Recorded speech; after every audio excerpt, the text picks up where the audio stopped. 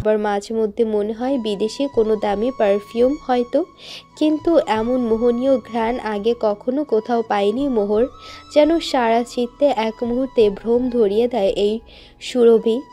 ঠিক আছে, আর চলবে না। অপ্রীতিকর পরিস্থিতিকে সামাল দিতে মোহর স্বাভাবিক ভঙ্গিমায় বলে, যে জ্বলন ধরিয়ে দিলেন সেটার ওষুধ কোথায় পাবো ডাক্তার ম্যাডাম? মানে? অস্বস্তিপূর্ণ চাহনিতে বলল মোহর। মেহেরাজের কথার মর্মার্থ যেন দুর্ভেদ্য মনে হলো ওর নিকট। নাথিং। তৈরি হয়ে নিচে আসুন, আপনার ক্লাসের টাইম হয়েছে। বলে গটগট করে বেরিয়ে গেল শার্টের বোতাম লাগাতে লাগাতে।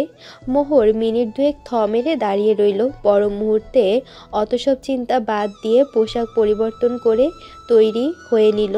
ব্যাগটা কাঁধে নিয়ে ঘর থেকে বেরিয়ে সিঁড়ি বেয়ে নামতে নামতে কানে এলো আজহার মুর্তজার কণ্ঠস্বর। তিনি প্রচণ্ড অসন্তোষজনক গলায় বলছেন, তুমি এখনো সুস্থ হওনি ঠিকভাবে মেহরাজ? তবু আজই কি অফিস যাওয়ার খুব দরকার? আজ নিউ ইয়র্ক থেকে ক্লায়েন্ট আসবে। এমডি শুধুমাত্র আমার সাথেই ডিল করবে বলে আসবেন। আজ সন্ধ্যার ফ্লাইটে ব্যাক করবে। আমার বাড়িতে থাকা মানে প্রজেক্টের অনেক বড় লস। কোনো প্রজেক্টের দামই তোর শরীরের সুস্থতার চেয়ে বেশি না বাবু। এমন শরীর নিয়ে গিয়ে যদি কিছু হয়ে যায়। ছোট একটা আঘাত, একটু কেটে গেছে মাত্র। এত হাইপার হওয়ার কিছু নেই, আর আমি সুস্থ আছি। বলতে বলতে সিঁড়ির দিকে একবার তাকালো মেহেরাজ। মোহর দাঁড়িয়ে আছে সেখানে। গ্লাসে জুস ঢালতে ঢালতে কণ্ঠের খাত স্বাভাবিক রেখে বলল, এদিকে আসুন মোহর। মেহেরাজের কথা অনুসরণ করে কয়েক জোড়া চোখের দৃষ্টির কেন্দ্রবিন্দু হলো মোহর। মৃদুমন্দ পায়ে এগিয়ে এলো সোফাতে বসে থাকা অবস্থান সাহারা বেগম বললেন, নাজমা, দাদু ভাইয়ের সাথে ওর বউকেও খেতে দাও। মনে হয় দুজনে একসাথে বেরোবে। সাহারা বেগমের এহেন কথায় কাকুলি আর আম্বি দুজনের মুখেই আধার নামলো। যেন কোনোভাবেই ওরা মেহেরাজের আশেপাশে মোহরকে সহ্য করতে পারে না। আজহার সাহেব নিউজ পেপার পড়তে পড়তে বলল, একা একা যাতায়াত করার দরকার নেই, তুমি বরং আজ থেকে মেহরাজের সাথে আসা যাওয়া করবে। মোহর উত্তর করল না। সাহারা বেগম সোফাতে বসে ইশারা করলো মোহরকে। এগিয়ে গিয়ে দ্বিধাবোধ নিয়েই চেয়ারে বসলে নাজমা এসে খাবার বেড়ে দিল। নাস্তা সেরে বাড়ি থেকে বেরিয়ে গেটের পাশে দাঁড়িয়ে আছে মোহর। মেহেরাজ গ্যারেজ থেকে গাড়ি বের করতে গেছে। সূর্যের তির্যক রোশনাই কড়া হতে শুরু করেছে। আলোতে ঠিক করে চোখ মেলে তাকানো দায় মনে হচ্ছে। তুমি এখানে কি করছো? চেনা চেনা কণ্ঠের কথাটা শুনে চোখ কুঁচকে ঘাড় ঘুরিয়ে তাকালো মোহর। ঠিক ওর সামনে গোলাপি রঙের টপস আর একটা জিন্স পরে দাঁড়িয়ে আছে তিয়াশা। মনে হয় এ বাড়িতে এসেছিল। মোহর নিরুত্তর থাকা অবস্থায় এগিয়ে এলো ও। কি হলো বলো, কোথায় যাচ্ছো? আর কার পারমিশন নিয়ে বেরিয়েছো তুমি? মোহরের জবাব দেওয়ার আগেই পেছন থেকে আসা গাড়ির শব্দে দুজনেই ঘাড় ঘুরিয়ে তাকালো। মেহেরাজ গাড়িটা গেটের উপরে দাঁড় করিয়ে বলল, তাড়াতাড়ি উঠে বসুন, দেরি হচ্ছে। রাজ, তুমি ওকে নিয়ে কোথায় যাচ্ছো? এহেন মুহূর্তে যেন ভাবতেও পারেনি তিয়াশা। চোখে মুখে তির্যক কৌতূহলের ছাপ। মেহেরাজের দিকে তাকিয়েই রইল উত্তরের অপেক্ষায়। যেখানে যাওয়ার কথা সেখানেই যাচ্ছি। মেহেরাজের খাপছাড়া উত্তরের হতাশ হয়নি তিয়াশা। ওর ক্ষুব্ধ নজর তো মোহরের দিকে। মোহর এগিয়ে এসে গাড়িতে উঠতে গেলে আবারও বলল, ও তোমার সাথে কেন যাচ্ছে রাজ? বিরক্তি সুলভ নজরে তাকালো মেহেরাজ। তিয়াশা আরও কিছু বলতে চাইলো। মেহেরাজের চোখের দিকে তাকিয়ে আর কিছু বলার সাহস করলো না। কিন্তু মোহরকে মেহেরাজের সাথে এক গাড়িতেও কিছুতেই সহ্য করতে পারবে না। হুড়মুড়িয়ে গাড়ির দরজা খুলে ফ্রন্ট সিটে বসে বলল, আমি অফিসের ওই রাস্তায় যাব, হোপ ড্রপ করে দিবে, কোনো অসুবিধা হবে না। মোহর ওর কাজ দেখেও কোনো রকম অভিব্যক্তি দেখালো না। চুপচাপ ব্যাক সিটে উঠে বসলেই হাই স্পিডে গাড়ি চলতে আরম্ভ করলো। মেহেরাজের কর্কশ চেহারা দেখে তিয়াশা আর কিছু বলার সাহস না করলেও একটু পরপরই ঘাড় ঘুরিয়ে মোহরের দিকে তাকাচ্ছে ক্ষুব্ধ নজরে। প্রায় 7-8 মিনিট বাদেই গাড়িটা এসে থামলো মেডিকেল কলেজের সামনে। মোহর কোনো কথা ছাড়াই দরজা খুলে বেরিয়ে গেল। পেছন ঘুরে তাকালো তিয়াশা ওর দিকে বাঁকা হেসে তাকিয়ে আছে। যেন মেহেরাজের পাশে বসে বিশ্ব জয় করে ফেলেছে। ঘাড় ঘুরিয়ে সামনের দিকে হাঁটা ধরল মোহর। নিজের কাঙ্ক্ষিত বিল্ডিংয়ের দিকে এগিয়ে সিঁড়ি বেয়ে উঠতে গেলে বেখেয়ালিবশত হুট করে কারোর সাথে ধাক্কা লেগে যায়। সরি আসলে আমি খেয়াল করিনি। মোহর, আগন্তুকের দিকে না তাকিয়ে হন্তদন্ত হয়ে সরি বলতে লেগেছিল। সুপরিচিত গলা শুনেই চোখ তুলে তাকালো। স্যার আই এম সরি, আসলে আপনি আসছিলেন আমি বুঝতে পারিনি। ইটস ওকে, হাইপার হওয়ার কিছু নেই। আমি তোমাকেও খুঁজছিলাম মোহর। আমাকে? এতদিন কোথায় ছিলে তুমি মোহর? কতগুলো ক্লাস মিস করেছো? তোমার কোনো ফ্রেন্ডসের কাছেও কোনো খোঁজ পাইনি তোমার। It's everything alright? আমার মা মারা গেছে স্যার, তাই আসতে পারিনি। বিয়ের ব্যাপারটা সূক্ষ্মভাবে গোপন রেখেই অর্ধেক সত্যটা বলল মোহর। মোহরের কাছে এরূপ উত্তর একেবারে অপ্রত্যাশিত ছিল। ডক্টর ফায়াজের নিকট নিজের অজান্তে অপরাধীর ন্যায় মুখ করে বললেন, ওহ ভেরি সরি, আসলে আমি তোমায় নিয়ে চিন্তিত ছিলাম। এই ঘটনার ব্যাপারে আমি কোনোভাবেই অবগত ছিলাম না। সত্যিই দুঃখিত। It's okay sir. যা হয়েছে তাতে কারোর হাত নেই, but you are a bright student. ভেঙে না পড়ে তোমার উচিত নিজ লক্ষ্যের দিকে এগিয়ে যাওয়া, ঠিক যেমনটা তোমার বাবা চেয়েছিলেন। ঘন ঘন মাথা নাড়িয়ে সম্মতি দিল মোহর। ফায়াজ মোহরের সাথে পাশে এগোতে এগোতে বলতে থাকলো, এই কদিন তোমার উপর কতটা ট্রামা গিয়েছে আমি বুঝতে পারছি, তবে তোমার যে কোনো প্রয়োজনে আমি পাশে আছি। আমাকে মনে করতে ভুলবে না যেন। মোহর এবারও নিরুত্তর রইল। তবে ফায়াজ উত্তরের অপেক্ষায় না থেকে নিজেই বলল, তোমার ফোনের কি হয়েছে? অনেকবার ট্রাই করেছি, আনরিচেবল দেখাচ্ছিল। স্যার ওটা হাত থেকে পড়ে ভেঙে গেছে। মোহরের ফোনটা সেদিন রাতে ধাওয়াকারী থেকে পালানোর সময় রাস্তায় পড়ে গিয়েছিল। তারপর না ফোনের খোঁজ করার সুযোগ হয়েছে না দরকার। টুকটাক কথা বলতে বলতে ক্লাসের দিকে গেল মোহর। সাথে ডক্টর ফায়াজও গেল, কারণ এখন তারই লেকচার। ওকে আমার সামনে থেকে সরাও মা, সহ্য হচ্ছে না আমার একদম। ওকে তাথই, তোর আচার আচরণ দেখে আমি বলার ভাষা হারাচ্ছি। বাচ্চা একটা মেয়ের সাথে এই তোর আচরণ? এমন নিষ্পাপ একটা বাচ্চার সাথে এমন কিভাবে করিস তুই?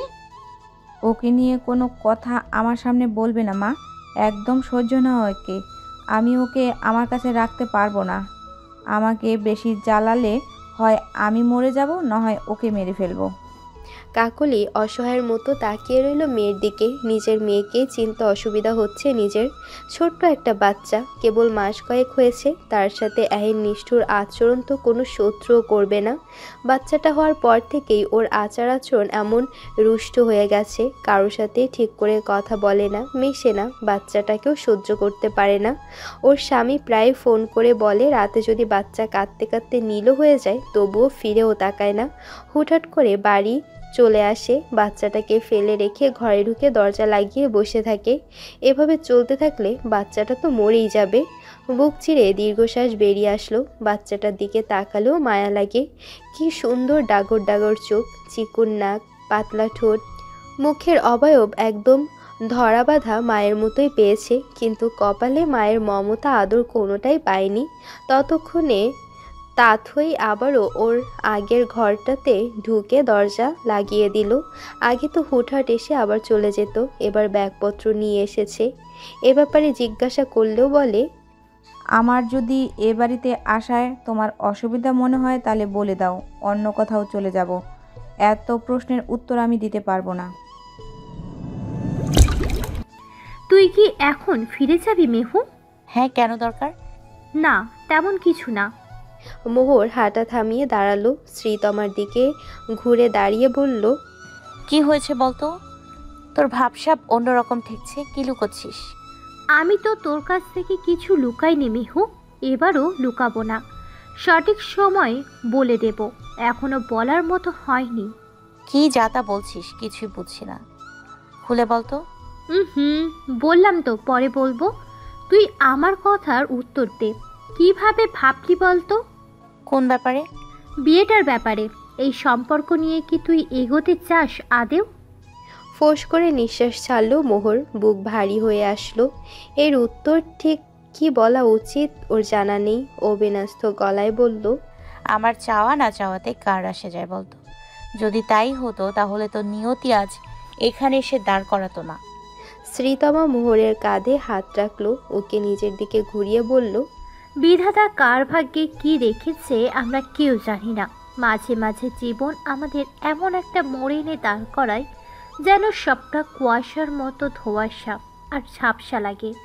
এগিয়ে যাব নাকি পিছিয়ে পড়ব কোনোটাই আমরা বুঝে উঠতে পারি না।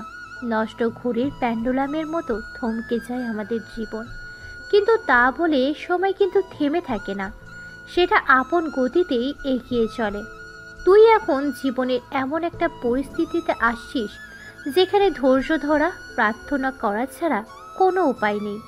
এখানে পিছিয়ে যাওয়ার মতো কোনো রাস্তা বা সুযোগ খোলা নেই, আর এগিয়ে যেতে চাইলে একটা রাস্তাই আছে, মেহরাজ আব্রাহাম। খানিক থমকালো শ্রীতমা। মোহর এখনও নির্বাক শ্রোতার মতোই চুপ করে আছে। সময় নিয়ে আবারও বলতে শুরু করলো শ্রীতমা, মেহরাজ আব্রাহাম নামটা এখন তোর জীবনে একটা অনাকাঙ্ক্ষিত এক বর্ষা বৃষ্টির মতোই।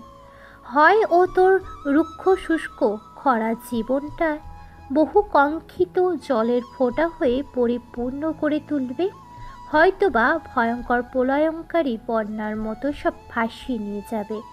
জীবনের যেটুকু অবশিষ্ট আছে সেটুকু কোনোটাই স্থির করে বলা দায়।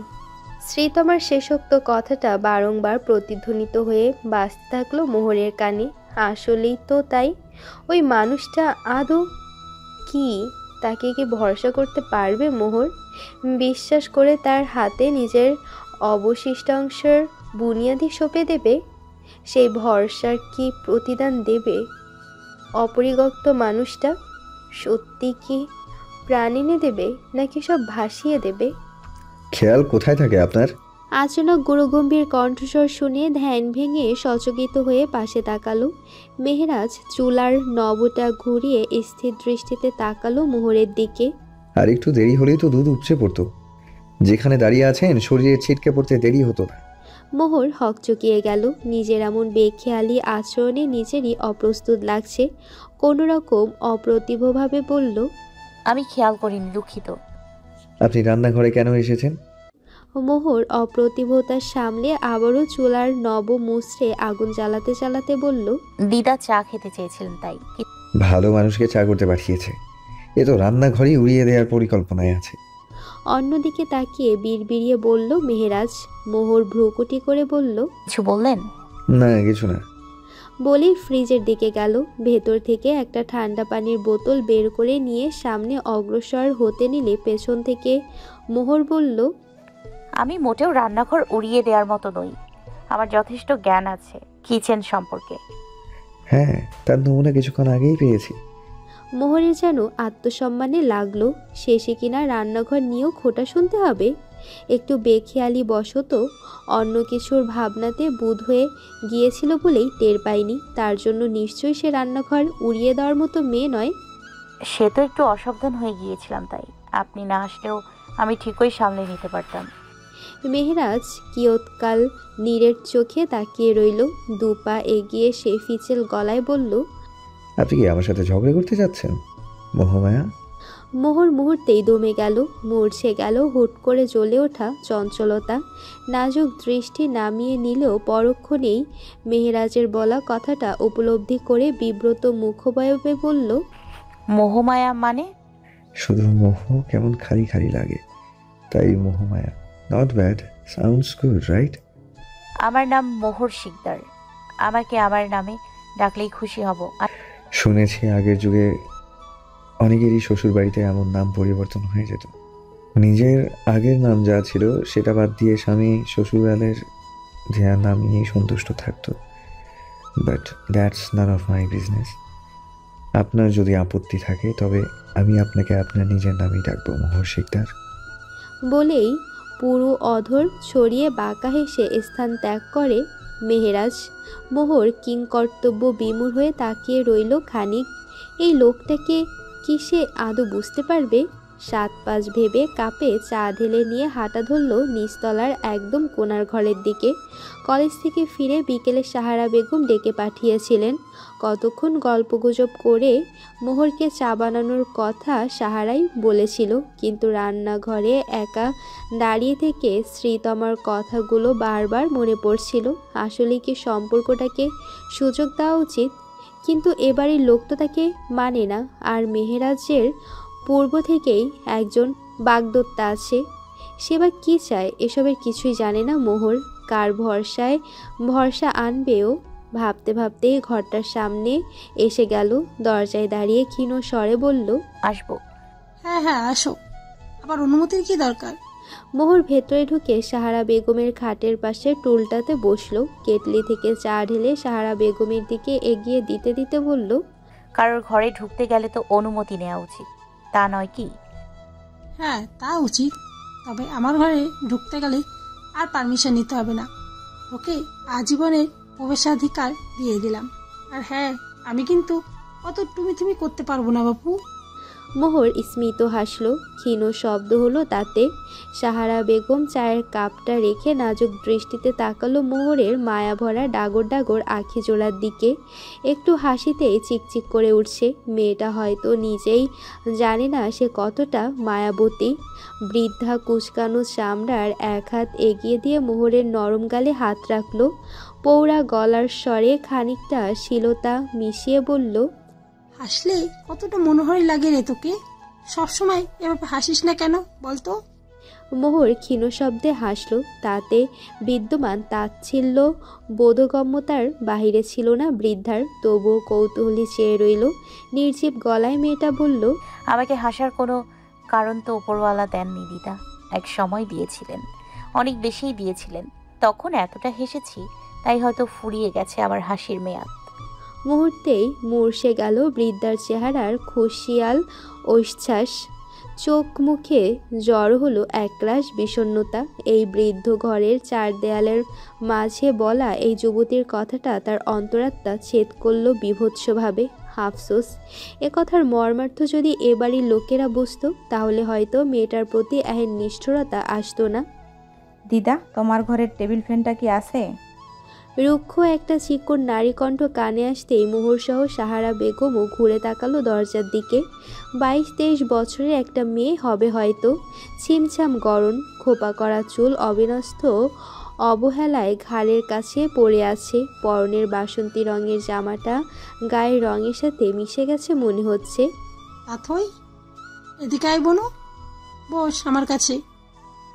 বসতে আসিনি দিদা, তোমার টেবিল ফ্যানটা থাকলে দাও। কয়েক কদম এগোতে এগোতে বলল তাথই। কথার মাঝে এক পলক শুধু তাকালো মোহরের দিকে।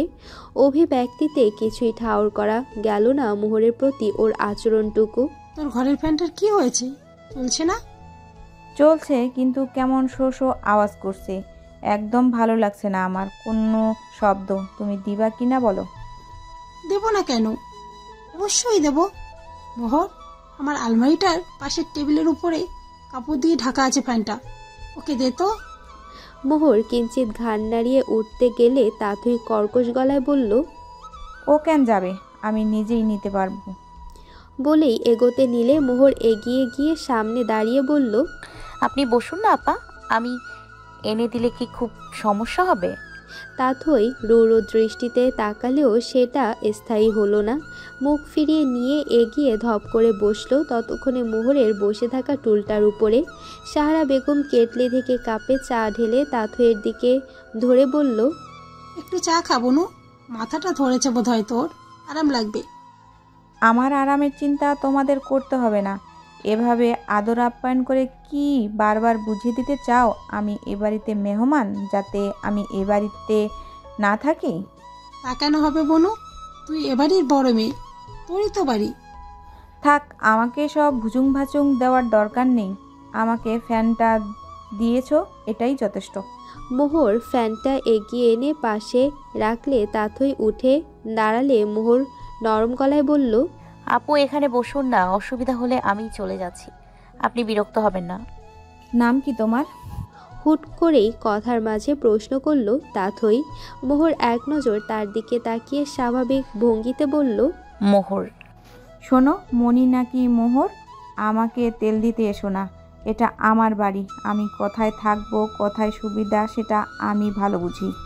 বলেই ফ্যানটা হাত থেকে খপ করে নিয়ে সাহারা বেগমের দিকে তাকিয়ে মৃদু স্বরে বলল, আসছি। বলেই গটগট করে বেরিয়ে গেল ঘর থেকে। ওর যাওয়ার পানি চেয়ে ফোঁস করে দীর্ঘশ্বাস ফেললেন সাহারা। ভরা গলায় বলল, কি যে হলো মেয়েটার, আগে এমন ছিল না।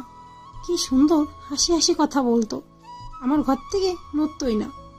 বিয়ের পর যাও পাল্টেছিল, বাচ্চা হওয়ার পর থেকে একেবারেই খিটখিটে হয়ে গেছে। মোহর তাঁতহয়ের যাওয়ার দিকে তাকিয়ে বসলো আগের স্থানে। সাহারা বেগমের কথা শুনে মৃদু হেসে বলল, আপনার সমস্যাটা আমি বুঝতে পেরেছি, চিন্তিত হবেন না, শীঘ্রই ঠিক হয়ে যাবে। পুরো সন্ধ্যাটা পার করে প্রায় রাত 8টার দিকে ঘরে এলো মোহর। সাহারা বেগমের সাথে গল্প করতে করতে এতটা সময় পার হয়ে গেছে বুঝতেই পারিনি। ঘরে আসলেই তো আবারও শূন্যতা, হাহাকার ঘিরে ধরে। কংক্রিটের চার দেয়ালের মাঝে শ্বাসরুদ্ধ হয়ে আসে যেন। মোহরের ঘরের সাথে একটা বারান্দা আছে, বারান্দা বলা ভুল হবে, ওটা অন্য একটা বারান্দার অংশ। স্লাইডিং উইন্ডোটা খুললে কাছেই ওটা। ঘরের জানলাটা একদম মেঝে পর্যন্ত। প্রথমে দেখলে যে কেউ দরজা ভাববে। ঘরে ফিরে ফ্রেশ হয়ে নিল, তোয়ালেটা হাত থেকে রেখে জানালার কাছটা খানিক সরিয়ে দাঁড়ালো। ফুরফুরে হাওয়া বইছে, বর্ষাকে ঠেলে দূরে সরিয়ে শরতের আগমন বার্তায় পুরো দমে তোড়জোড় শুরু করেছে। থেকে থেকে বৈরী হাওয়ার রেশমের ন্যায় ফুলের গন্ধ এসে ধাক্কা দিচ্ছে নাকে। এই বাড়ি থেকে একটু দূরেই একটা ঝিলের মতো আছে। শহরের বুকে এমন দৃশ্য বেশ দুষ্কর। বেশ খানিকক্ষণ জানালার ধারে দাঁড়িয়ে থেকে সরে এলো। টেবিলে বসে বইয়ে মুখ গুজে ঘন্টা চারেক পার হয়ে গেল। রাত প্রায় 1টা। ঘরের লাইট বন্ধ করে শুতে এলো মোহর। বিছানায় শুয়ে খানিক এপাশ ওপাশ করে যেই না চোখ দুটো লেগে এসেছে, তখনই ধপ করে কিছু পড়ার শব্দে ঘুম ছুটে গেল। মনে হলো শব্দটা জানালার দিক থেকেই আসছে, কিন্তু জানালার নিচে তো ফাঁকা, আর পড়ে যাওয়ার মতো কিছু নেইও। মনের ভুল ভেবে আবারও ঘুমানোর চেষ্টা করতে নিলে কারো পায়ের শব্দ কানে এলো। মনে হলো কেউ গুনগুন করে গান গাইছে। হুট করেই কেমন ঠান্ডা হয়ে আসলো মোহরের হাত পা। জানালার বাইরে ফিসফিসানির শব্দ আসলো কানে। মোহর বিছানা থেকে নেমে গুটি গুটি পা ফেলে এগিয়ে গেল। মনে হচ্ছে কোনো মেয়েলি কান্না আর অনেকগুলো মানুষের একসাথে ফিসফিসানির শব্দ। জানালার বাইরে দাঁড়ানোর মতো স্পেস বা রেলিং নেই। তাহলে এখানে কেউ কি করে আসতে পারে? ভূতে ভয় পাওয়ার মতো মেয়ে সে না, তবে এরূপ অভিজ্ঞতাও নেই। কপালে বিন্দু বিন্দু ঘাম জড়ো হলো। ধপাস করে স্লাইডিং উইন্ডোটা সরিয়ে দিতে হুট করে একটা সাদা ছায়ার মতো বাতাসে মিশে গেল। ভয়ে আতঙ্কে হাড় হিম হয়ে এলো মোহরের। ছুটে এলো দরজার দিকে। সিটকিনি খুলে ফেললো। মোহরের আকস্মিক ভয়কে আরও দ্বিগুণ করে দিল দরজাটা। ঘাবড়ে গেল মোহর। এটা কি হচ্ছে ওর সাথে? কয়েকবার চেষ্টা করেও দরজাটা খুলতে পারল না। সে তো সিটকিনি ছাড়া কোনো লক করেনি। কয়েকবার নব মুচড়েও খুলতে পারল না। এবার মনে হলো সত্যি কোনো অশরীরী অপ্রকৃতস্থ কোনো উপস্থিতি টের পেল নিজের আশেপাশে। প্রচণ্ড উদ্বিগ্নতা ঠেলে মনে মনে 7 কালেমা জপ করে ছুটে গিয়ে আবারও নব মুচড়ে দিতেই ফট করে খুলে গেল দরজাটা। বাইরে যাওয়ার পথ পেয়ে কোনো দিক না ভেবে এক ছুটে বেরিয়ে গেল। দিক বেদিক শূন্য হয়ে এক দৌড়ে গিয়ে দাঁড়ালো মেহেরাজের ঘরের সামনে। ঘন ঘন 2-3 বার দরজা ধাক্কালো, তবুও খুলছে না। মোহরের ক্রমশই মনে হচ্ছে বায়বীয় কোনো সূক্ষ্ম উত্তাপ ধেয়ে আসছে ওর দিকে। ভয় বিহ বলে তটস্থ হয়ে সজোরে আঘাত দিতেই দরজা খট করে খুলে গেল। মোহর এক ছুটে গিয়ে ঝাপটে পড়ল মেহেরাজের প্রশস্ততার বুকটার মাঝে। অবস্থান পরিস্থিতি ঠাউর করে উঠতে পারার আগেই মোহর আতঙ্কগ্রস্তের মতো বলল, ও ও ওখানে ওখানে কেউ আছে, ওখানে আমাকে ধরবে, আমাকে ধাওয়া করছে, আসছে। মোহ, কি হয়েছে? কি আছে দেখি, এদিকে তাকান। ঘামে ভিজে গেছে সারা শরীর। হাত পা অস্বাভাবিক ঠান্ডা হয়ে আসছে। লাল হয়ে আসা মুখটায় জল করা চোখ তুলে মেহেরাজের দিকে তাকিয়ে বলল, ওই ঘরে কিছু আছে, ভূত ভূত আছে, আমি যাব না, যাব। বলতে বলতে প্রচণ্ড ভীতিকর পরিস্থিতির সমস্ত চিত্ত চেতনা হারিয়ে জ্ঞানশূন্য হয়ে পড়ল মেহেরাজের বুকের উপর। মেহেরাজ উদ্বিগ্ন হলো না মোটেও। সদা সর্বদা শান্ত মুখায়ব বজায় রেখে আলতোভাবে চাপড়ালো মোহরের গালে। ওর চেতনাহীন অবস্থাটা সম্পূর্ণরূপে নিশ্চিত করে মুচকি হাসলো। অবিলম্বে কোলে তুলে নিল মোহরের নিস্তেজ দেহটা, খুব যত্নে আগলে রাখলো খাটের উপরে। বালিশের উপর মাথাটা রেখে চিৎ করে শুয়ে দিল। ঘামে ভিজে চুলগুলো মুখের সাথে লেপ্টে আছে। আস্তে আস্তে আঙ্গুলের তর্জনী উঠিয়ে সরিয়ে দিল এক এক করে। নিজের শার্টের হাতার কোনা দিয়ে আলতো করে ছুঁয়ে ছুঁয়ে সারা মুখের ঘাম মুছে দিল। হলদেটে লাইটের মৃদু আলোয় মাখামাখি সারা ঘর। সেই আলোতে জলজল করা দুটো ধারালো চোখের দৃষ্টি স্থবির মুখটার দিকে অনড় তাকিয়ে থেকেই জলদ গম্ভীর গলায় একরাশ মাদকতা মিশিয়ে বলল, জানেন মহামায়া, নভমণ্ডলের বুকের মধ্যখানে অবস্থিত ওই চাঁদটার সাথে আপনার ভীষণ মিল। দুটোই মোহনীয়, অদ্ভুত ও শশী। দুজনকে দূর থেকে দেখতে হয়, ধরা ছোঁয়া যায় না। চাঁদকে না হয় দূরেই থাকতে দিলাম, কিন্তু আপনি তো আমার স্পাইনাল কর্ডের চেয়েও নিকটে। আপনাকে কি করে দূরে রাখি বলুন? কিন্তু এভাবেই ভয় পেয়ে যাবেন বুঝতে পারিনি। তবে এমন ভয়ের জন্য যদি আপনাকে আমার দু চোখের সামনে পাই, তাহলে তাতে খুব ক্ষতি নেই, তাই না? ওখানে ভূত আছে মেহরাজ, আমি যাব না ও ঘরে। আমি ভয় পেয়ে ঘুমের ঘোরে দুই লাইন বলে আবারও তলিয়ে গেল বুধ হয়ে। মেহেরাজ আলতো করে মোহরের মাথায় হাত বুলিয়ে দিল। অনেক বেশি হয়তো ভয় পেয়ে গেছে মেয়েটা। তবে এতে মেহেরাজ যে খুব বেশি কারসাজি করেছে তাও কিন্তু না। মোহরের ঘরের পাশে যে ফিসফিসানির শব্দ সে শুনতে পেয়েছিল সেটা রেকর্ডেড ভয়েস। আর সাদা ধোয়ার মতো দেখা অবয়বটা লেজার রশ্মির খেলা। এটুকুই। বাকিটা মোহর আতঙ্কগ্রস্ত হয়েই ভয়ে বেড়ে গেছে। মানুষের মস্তিষ্ক যে কোনো দৃশ্য তৈরি করতে কম্পিউটারের চেয়েও সচল। মানব মস্তিষ্ক যখন কোনো বিষয়বস্তু মন থেকে বিশ্বাস করে মস্তিষ্কে মহীয়ান করে, তখন মস্তিষ্ক ঠিক সেটাই দেখায় যেটা মানুষ কল্পনা করে। মানব শরীরে স্নায়ুবিক সিস্টেমের কেন্দ্র বা মধ্যমণি হলো মস্তিষ্ক। কল্পনা হলো মস্তিষ্কে মনের ভেতরে সৃজনশীল প্রতিচ্ছবি তৈরি করার ক্ষমতা। ষষ্ঠ ইন্দ্রিয়ের বাইরে মন থেকে কিছু অনুভবও চিত্রায়ন করা হলো কল্পনা। ভয় পেয়ে মোহরের মস্তিষ্ক ধরেই নিয়েছিল ওকে কোনো অশরীরী বা অপ্রকৃতস্থ কোনো শক্তি তাড়া করছে। তাই ওর আশেপাশের পরিবেশটাও ঠিক তেমনটাই আবহ আসছিল। মেহেরাজের প্রশস্ত কপালে সূক্ষ্ম চিন্তার ভাঁজ ফেলে এক দৃষ্টিতে তাকিয়ে আছে মোহরের ঘুমন্ত চেহারায়। খুঁটিয়ে খুঁটিয়ে দেখছে সমস্ত চেহারা। উজ্জ্বল তামাটে বর্ণের গায়ের রং, খুব ফর্সা নয় তবে শ্যামলাও নয়। ঘন পল্লবে বেষ্টিত আখি যুগল সবচেয়ে বেশি নজর কাড়া। চিকন পাতলা ঠোঁট, ছোট নাক, কপালের মাঝ বরাবর ছোট্ট একটা কালো দাগ। হালকা পাতলা গড়নের লম্বাটে লতানো শরীর, অদ্ভুত মাদকতায় পরিপূর্ণ সমস্ত চেহারা। একবার দেখলে আঠা কাঠির মতো চোখ লেগে থাকে, সরাতে ইচ্ছে করে না।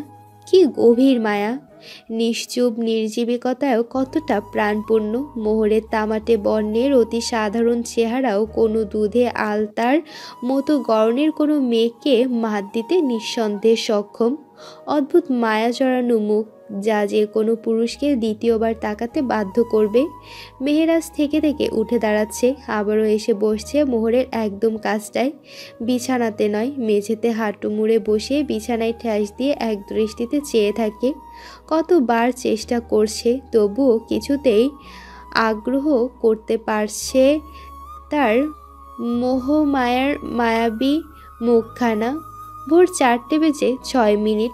সারাটা রাত এক লহমার জন্য চোখের দুপাট্টা এক করেনি। অনিমেষ তাকিয়েছিল মোহরের নিঃশ্বাসের শব্দ শুনেছে, তীব্র প্রতিদীপ্তময় অন্তঃস্থলের ঢিপ ঢিপ শব্দ শুনেছে। প্রাণ হারিণীকে কাছ থেকে দেখার জন্যই তো এত প্রচেষ্টা। প্রসূতকালের বুক চিরে ধরণী প্রস্ফুটিত ফুলের মতো ধীরে ধীরে মাথা তুলে দাঁড়াচ্ছে কমলাকার ভাস্কর। নরম রোদের আলোতে ঝিলমিল করছে শরতের প্রস্ফুটিত কুঁড়ির মতো সকাল। আব্রাহাম ম্যানশনের বৃহদাকার দেয়ালের মধ্যখানে অবস্থিত বসার ঘরটাতে গুটি কয়েক মানুষের অবস্থান। সকালবেলা করে আম্বি আর নাজমা নাস্তা সাজাচ্ছেন টেবিলে। কাকুলি তখনই এর বাচ্চাটাকে কোলে নিয়ে হাঁটছে এদিক ওদিক, হাঁটছে কম, ঢুলছে বেশি। চোখ মুখের অবস্থা অবিন্যস্ত। সারাটা রাত বাচ্চাটা না নিজে ঘুমিয়েছে না তাকে ঘুমাতে দিয়েছে। Good morning aunty. চিকচিকে মেয়েলি কথায় প্লেট সাজাতে সাজাতে দরজার দিকে দৃষ্টি অগ্রসর হলো আম্বি খাতুনের। উপস্থিত মানুষটাকে দেখে হাসলো মৃদু, বললেন, গুড মর্নিং, এসো এসো, নাস্তা করবে আমাদের সাথে। তিয়াশা বেশ আহ্লাদে গলায় বলল, করবো আন্টি, রাজের সাথে আগে দেখা করব। ও কি ঘুম থেকে উঠেছে? এখনো তো নামেনি, উঠেছে বোধহয়, দাঁড়াও আমি ডেকে দেই। বলে ব্যস্ত হয়ে সিঁড়ির দিকে এগোতে নিলে তিয়াশা নড়ে চড়ে এগিয়ে এলো, আম্বির হাত ধরে বলল, আরে আন্টি, আপনি কাজটা শেষ করুন না, আমি নিজেই গিয়ে দেখা করে নিচ্ছি। আম্বিও দ্বিরুক্তি করলো না। তিয়াশা সিঁড়ি বেয়ে উঠে একদম কোণার ঘরের দিকে আসলো। আস্তে করে দরজা ধাক্কা দিতে খুলে গেল। প্রচণ্ড উচ্ছ্বাস আর উৎফুল্লকর চিত্তে ঘরে ঢুকলেও মুহূর্তেই তা মিলিয়ে গেল। এক ফালি অমানিসা এসে ভর করল ফর্সা মুখখানাতে। ভ্রুযুগল কুঁচকে এসে ক্ষুব্ধতরে কপালে গাঢ় ভাঁজ পড়ল। ঝড়ের বেগে এগিয়ে এসে চেঁচিয়ে উঠে বলল, তুমি এখানে কি করছো? আকস্মাৎ চিৎকারে হুড়মুড়িয়ে উঠে পড়ল মোহর। অস্বাভাবিক চিত্তে এদিক ওদিক তাকালো।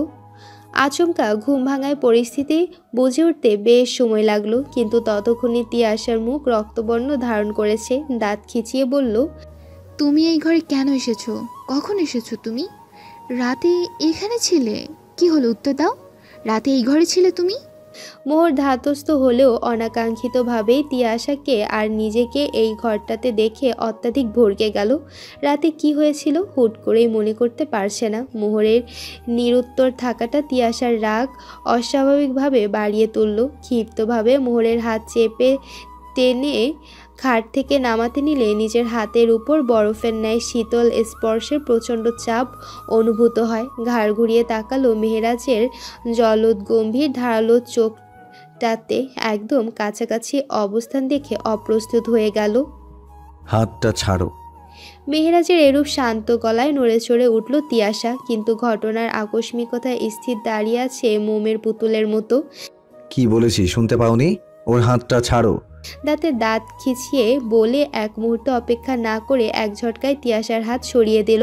প্রচণ্ড ঝটকায় তাল সামলাতে না পেয়ে দু কদম পিছিয়ে গেল তিয়াশা। মোহর কিং কর্তব্য বিমূঢ়ভাবে তাকিয়ে আছে। তিয়াশা মেহেরাজের আপাত মস্তককে চোখ বুলিয়ে মোহরের দিকে তাকালো। সদ্য গোসল করে বেরিয়েছে মেহেরাজ।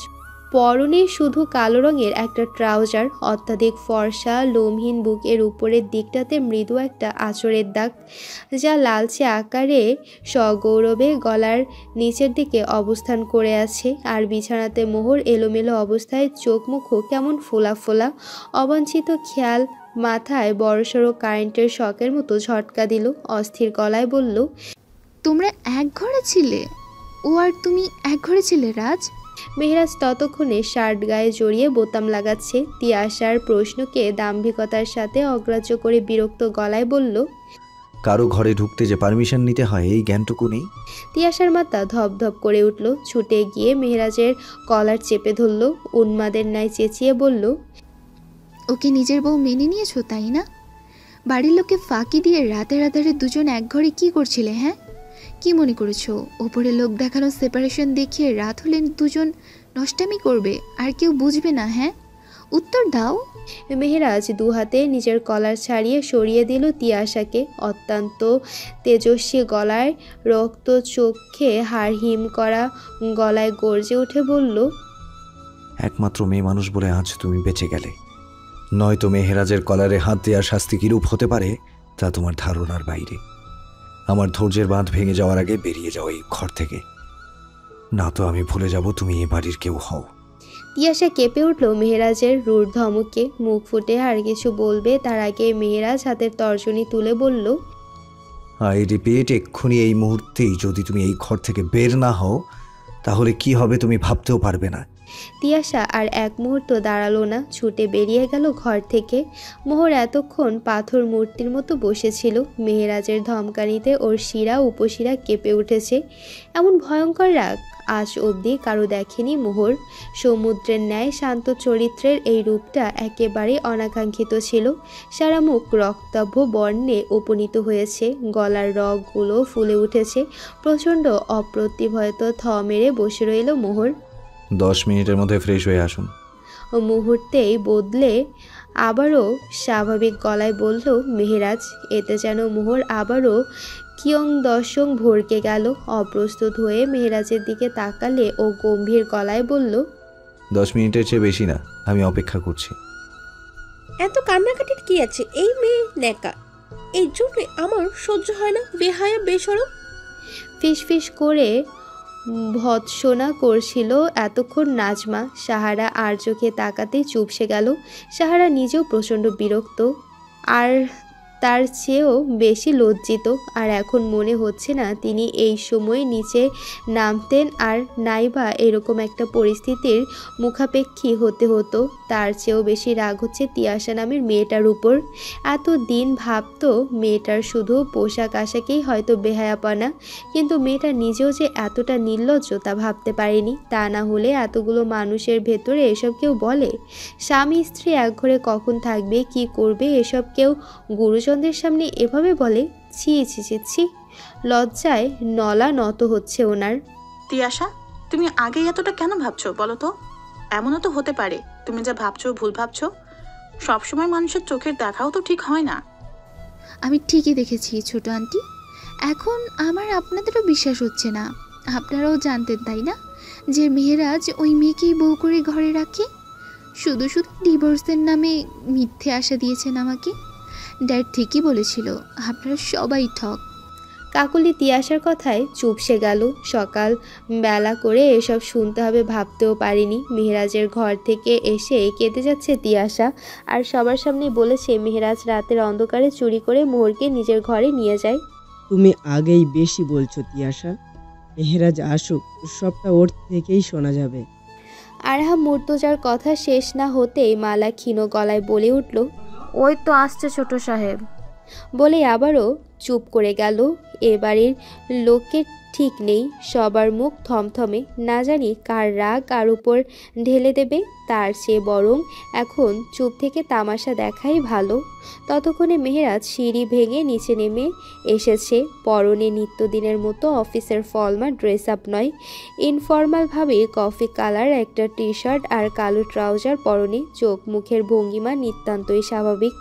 এক হাত পকেটে গুজে আর এক হাত মোহরের কবজি মুষ্টিবদ্ধ করে রেখেছে। ড্রয়িং রুমে বসা সকলের উৎসুক দৃষ্টি তখন মেহেরাজের হাতে চেপে রাখা মোহরের দিকে, যে চুপচাপ নিচের দিকে তাকিয়ে দাঁড়িয়ে আছে।